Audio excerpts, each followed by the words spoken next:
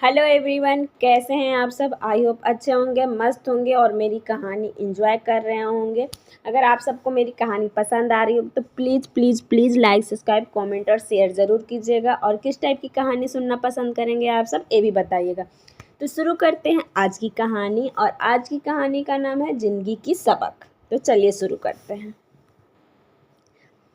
राहुल अभी ऑफिस से निकला ही था कि पूजा का फ़ोन आ गया।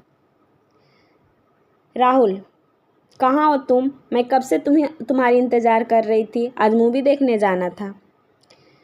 पूजा, मैं ऑफिस के काम में ऐसा उलझा कि सब कुछ भूल गया। तुम कहाँ हो? मैं अभी तुम्हें पिक करता हूँ। यह कहते हुए राहुल गाड़ी में बैठ गया। लैपटॉप का बैग पीछे की सीट पर रखा और जल्दी से गाड़ी स्टार्ट करने लगा। पूजा, रहने दो, अब मूड नहीं है। मैं 2 घंटे से तैयार होकर तुम्हारा इंतज़ार कर रही थी। कभी तो मेरा ख्याल रखा करो। राहुल, यार पूजा बोला ना, भूल गया। अब इतनी सी बात के लिए मूड खराब मत करो। चलो डिनर बाहर करने चलते हैं। पूजा, नहीं, अब मैं नहीं जाऊंगी। खाना भी नहीं बनाऊंगी। तुम्हें कुछ ऑर्डर करना हो तो कर देना। राहुल को भी गुस्सा आ रहा था, लेकिन फिर उसने बात को संभालते हुए कहा, अच्छा बताओ क्या ऑर्डर करना है। पूजा, हर काम मेरे से पूछ कर करते हो क्या? जो खाना हो मंगवा लेना। यह कहकर पूजा फ़ोन काट दी। राहुल को भी बहुत गुस्सा आ रहा था। पूरा दिन ऑफिस में बॉस से चिक चिक, घर पहुंचो तो बीवी के नखरे। राहुल गाड़ी चलाकर घर पहुंचा। उसने पूजा को मनाने की बहुत कोशिश की, लेकिन पूजा ने उसकी एक न मानी। हार कर राहुल भी बिना डिनर किए सोने चला गया।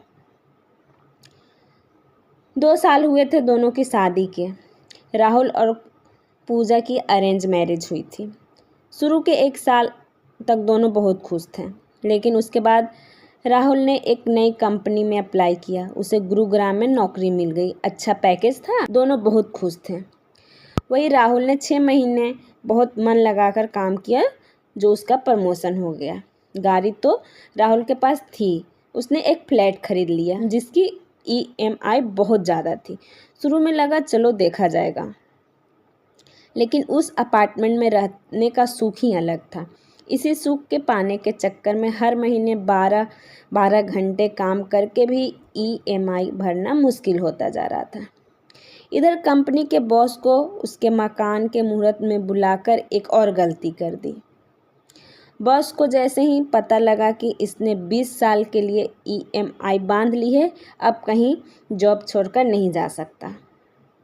उसने राहुल से ज़्यादा काम लेना शुरू कर दिया। बात बात में उसे नीचा दिखाना। जो काम उसका नहीं था वह भी उस पर लाद दिया जाता था। राहुल बेचारा सब कुछ सहकर भी पूजा को खुश रखने की कोशिश करता था। इधर छोटे शहर गुरुग्राम के अपार्टमेंट में आई पूजा अब यहाँ के तौर तरीके सीखने लगी थी। सोसाइटी में रहने वाले लोगों से दोस्ती हो गई। अब उनके जैसे लाइफ स्टाइल को अपनाने के चक्कर में अपना अनाप शनाप खर्चा करने लगी। पूजा के लिए लाइफ केवल एंजॉय करने के लिए थी। पूजा को हर दिन घूमने जाना था। मूवी, थिएटर, बाहर डिनर, इन सब का शौक लग गया था, क्योंकि स्टेटस अपडेट करना था। इसके अलावा वह राहुल के साथ महीने में एक बार टूर प्लान कर लेती थी, जिसे ना चाहते हुए भी राहुल को मानना पड़ता था। राहुल की जिंदगी पत्नी और बॉस को खुश करने में बर्बाद हो रही थी। खर्च कम करने की बात पर घर में लड़ाई हो जाती थी। पूजा बाकी लोग भी तो मेंटेन कर रही है, सिर्फ सोच का फर्क है। जैसा आदत डालोगे वैसे डल जाएगी। राहुल, उनकी और हमारी कमाई में ज़मीन आसमान का अंतर है। इनमें से कुछ लोग तो बहुत पहले से यहाँ रहते हैं। हमें अभी 20 साल EMI भरनी है। पूजा, तुम कहीं और जॉब के लिए अप्लाई भी तो नहीं करते? तुम भी तो इसी कंपनी से चिपके रहना चाहते हो सकता है अच्छा पैकेज मिल जाए। राहुल, नौकरी बदलने के रिस्क के लिए सेविंग होनी चाहिए। यहाँ महीने का लास्ट आने से पहले ही पूरे पैसे खर्च हो जाते हैं। अगली सैलरी तक के खर्च क्रेडिट कार्ड से करने पड़ते हैं। मेरी बात मानो तो कुछ दिन के लिए ये सब बंद कर दो। पूजा, ये सब तो तुम्हें यहाँ आने के पहले सोचना चाहिए था। मेरी कितनी बेइज्जती होगी। मैंने तुम्हारी भी कितनी तारीफ़ की है यहाँ की सोसाइटी में, उसका क्या? ये लोग हमें बहुत अमीर समझते हैं। मैं ये सब नहीं कर सकती। तुम्हें किसी तरह अपनी इनकम बढ़ानी होगी। राहुल चुप रह गया। वह अंदर ही अंदर घुट रहा था। शादी से पहले छोटे से शहर में एक छोटा सा कंप्यूटर इंस्टीट्यूट चलाता था। कितना सुखी था। सुबह क्लास होती, दोपहर को खाना खाने घर आता, फिर 2-3 घंटे आराम करके शाम की क्लास के लिए निकल जाता। रात को 10 बजे घर आता तो पूजा गरम गरम खाना परोसती। तरक्की के चक्कर में माता पिता को भी छोड़ दिया। उन्होंने कितना मना किया था, बेटा जो मिल रहा है उसमें सब्र करो, लेकिन उनकी एक बात न मानी। तब तो गाड़ी खरीदने का शौक था। एक बार अपना घर क्या छोड़ा, एक बार भी माता पिता से मिलने नहीं गया। छोटा भाई वही इंस्टीट्यूट चला रहा है, बार बार फ़ोन कर कहता है भैया मुझे भी वहीं बुला लो। अब उसे कैसे बताऊं कि यहाँ आकर उसने क्या खोया क्या पाया।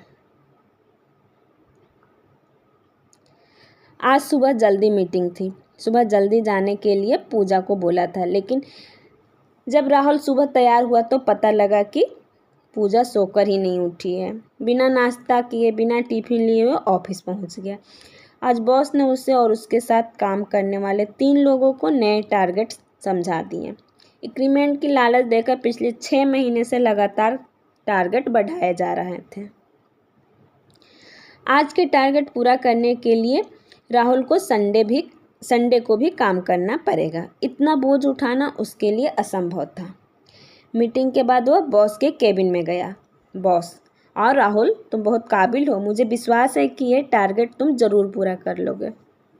राहुल, सर यह रहा मेरा रिजाइन। मैं 1 महीने का नोटिस पीरियड पूरा करके चला जाऊंगा। बॉस, ये तुम क्या कह रहे हो? अपना करियर से खिलवाड़ कर रहे हो। तुम्हारे घर का EMI का क्या होगा? राहुल, सारे कलेश का जड़ वह हाई सोसाइटी का घर ही है, जिसके कारण मेरी ज़िंदगी नर्क हो गई है। इसी EMI ने मुझे तुम्हारा गुलाम बनाकर रखा है। मैं वह फ्लैट बेच रहा हूँ। इससे पहले बॉस ज़्यादा सवाल जवाब करते, राहुल तेज़ी से बाहर निकल गया। आज वह बहुत हल्का महसूस कर रहा था। उसने प्रॉपर्टी डीलर्स को फ़ोन किया और फ्लैट बेचने के लिए बोला। शाम को राहुल घर आया तो पूजा ने कहा, हम कल कहीं घूमने चले, तुम कल छुट्टी ले लो। राहुल, कोमल अब बस 1 महीने की बात है, उसके बाद बस छुट्टी ही छुट्टी है। पूजा, क्या मतलब? राहुल, मैंने नौकरी छोड़ दी, इस फ्लैट को बेच रहा हूँ। जो भी पैसा मिलेगा उसे लोन चुक जाएगा। हम वापस अपने घर जा रहे हैं। इस मॉडर्न सोसाइटी ने मेरा सुख चैन और जहाँ तक कि तुम्हें भी छीन लिया। अब तुम्हें मेरी फिक्र नहीं। अपने इंस्टीट्यूट में ज़रा देर होने पर तुम फ़ोन करके पूछती थी कहाँ हो, जल्दी आ जाओ, मैं भी भूखी हूँ। यहाँ मैं नाश्ता करूँ या टिफ़िन बने या नहीं, तुम्हें कोई परवाह नहीं। 1 महीने जितने मज़े करना है कर लो। मैंने पिताजी को फ़ोन कर दिया है, हम वापस आ रहे हैं, वही इंस्टीट्यूट चलाएंगे। पूजा, ये तुमने क्या कर दिया? सब बर्बाद कर दिया। राहुल, बर्बाद नहीं, ये सब हमारी थी ही नहीं। दूसरों की होड़ के चक्कर में अपना सुकून खो बैठे। एक बार सोचकर देखो, अगले 20 साल में मेरा क्या हाल होता। EMI वही रहती, मेरे काम करने की शक्ति घटती, खर्च बढ़ते। एक दिन ऐसा होता कि शायद इस ऐशो आराम के चक्कर में मैं ही नहीं रहता। यह सुनकर पूजा का होश उड़ गया। इस तरह तो कभी उसने सोचा ही नहीं था। पूजा, मुझे माफ़ कर दीजिए, दूसरों के चक्कर में मैं अपना घर परिवार ही भूल गई थी। आप सही कह रहे हैं, हम वापस अपने घर चलते हैं। 1 महीने बाद दोनों अपना सामान बांधकर अपने घर पहुंच जाते हैं। माता पिता बहुत खुश होते हैं। उसके बाद दोनों भाई मिलकर इंस्टीट्यूट चलाते हैं। तो कैसी लगी आप सबको कहानी? प्लीज़ अगर पसंद आया हो तो लाइक, सब्सक्राइब, कमेंट और शेयर कीजिएगा। धन्यवाद।